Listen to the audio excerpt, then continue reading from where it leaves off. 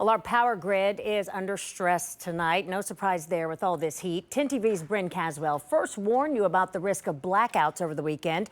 For a second day in a row, AEP is asking customers to conserve energy between 3 and 6 p.m. Well, tonight she's following up, talking with grid operators and energy experts who say this heat wave may be just a preview of what's to come.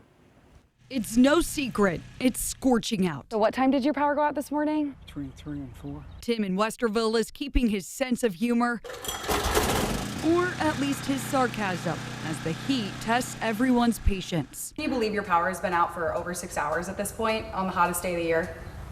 Yeah, we're just lucky. Tim's entire neighborhood off Worthington Road was without power practically all day Tuesday. AEP Ohio says failed equipment caused the 2,000 customer outage, but adds an already strained grid during extreme heat isn't helping ease any pressure. Our equipment is designed to work in all types of weather, including the extreme heat. But what you're seeing this week is a supply-demand type of issue. PJM, the power grid operator which manages electricity flow for 13 states, including Ohio, says Monday was the highest demand total recorded on the system since 2011 at 161,000 megawatts, which is why the executive director of system operations, David Souter, told me last week older power plants must stay online longer. We really need to keep generation that is scheduled to retire online until we can basically serve the load reliably. But is that safe? When it's extremely hot. OSU engineering professor Jeffrey Bilecki says the average generator age in central Ohio is around 20 to 30 years old. If not properly maintained, older systems can run into problems. But the biggest concern, he says, is the higher cost, which often gets passed on to consumers. The more we can transition to things that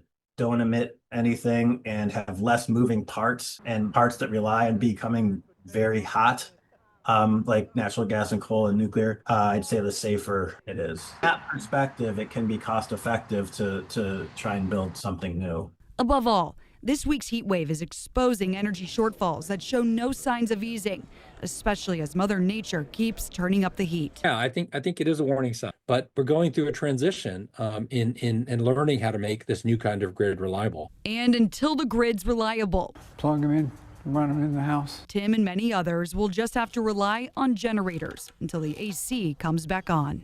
In Westerville, Bryn Caswell, 10 TV News.